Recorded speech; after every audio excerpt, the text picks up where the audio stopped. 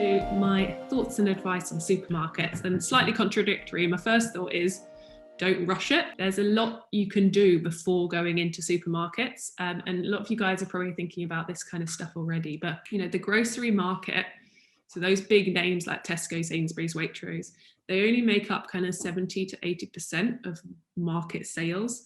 So kind of all the corner shops that you go to, all of the independent, all of the smaller guys, they're a hugely important section of the market.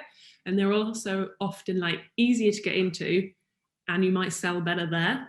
So I think it's easy to think that you have to be in somewhere like a Tesco for your brand really to fly. But I think, people have built hugely successful brands and got them to a really big stage before even talking to any of these people. So don't feel like this is really the only way for you to be able to build a really successful product. And the other part of that I think we learned this, especially at Camden when we first started, because it was something that was kind of a bit of a learning for us, is often when you launch into a supermarket, where they'll put you is basically the place where they have the most space, and the place they have the most space are like the biggest shops furthest out of the city. So kind of on like big industrial estates, if you can kind of imagine those massive kind of Tesco or Sainsbury's stores you see there. And often actually when you're a small brand, and often kind of probably a premium urban brand, that's not where you want to be. Where you want to be is in that tiny Tesco Express, like on the high street with massive footfall, with loads of people who are the kind of people that would buy your product coming through. So that's just another reason that sometimes actually when you go into grocery, you don't even end up being in the place that you want to be. You end up being kind of actually somewhere else. So it's just, again, one of thinking about where is your shopper and like where are they most likely to find your product. And if they're not doing a massive big weekly shop in a massive Asda or in an industrial estate, again, it's just another reason to take your time before going in. It's not to say you shouldn't do it. There's loads of awesome stuff about supermarkets, but it's not the be all and end all. So I'll come back to this a little bit later, but I guess just other things just to make sure you've kind of ticked off the list when you start thinking about supermarkets before you go into those stuff you want to have done.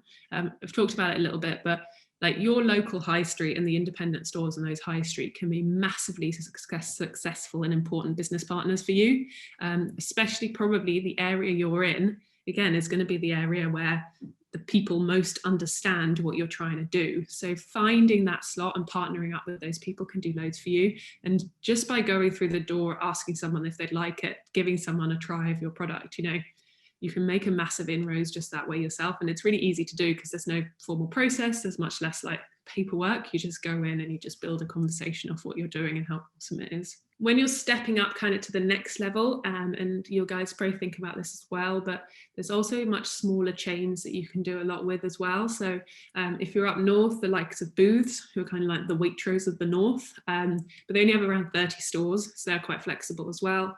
Or Budgeons. You've probably all seen Budgeons around. You can just sell into any individual Budgeons shop, but you could also go in at head office and kind of have more of a generic conversation. Again, there's less of them and they're kind of quite focused on what they do. So you can kind of have a good chance of getting something away if your product fits. And the other thing is there's lots of wholesalers who do kind of specialize in certain product areas.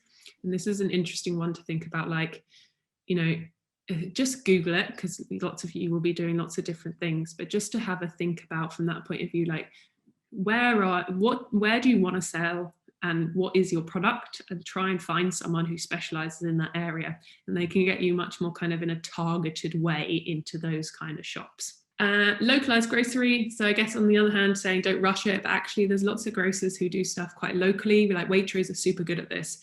They might have like one shop down in Cornwall that lists 20 cheeses that aren't anywhere else in the entire country. That's really unusual. So when you find people who are good at that stuff, they're really nice partners to work with as well. So like Waitrose do this really well.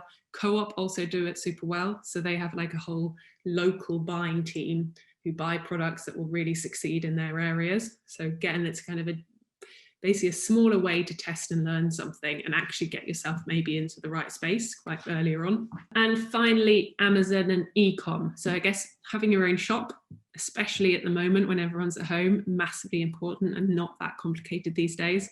I'll come back to that a bit later as well. And secondly, Amazon. They're terrifying, but they're also amazing because they have basically the entire world on there ready to buy from you.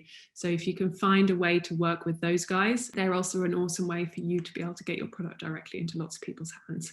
but I'll come back to Amazon because they're quite complex as well. I guess if that's just to set the scene a bit of almost, there's a whole load of stuff you can do before you go into groceries.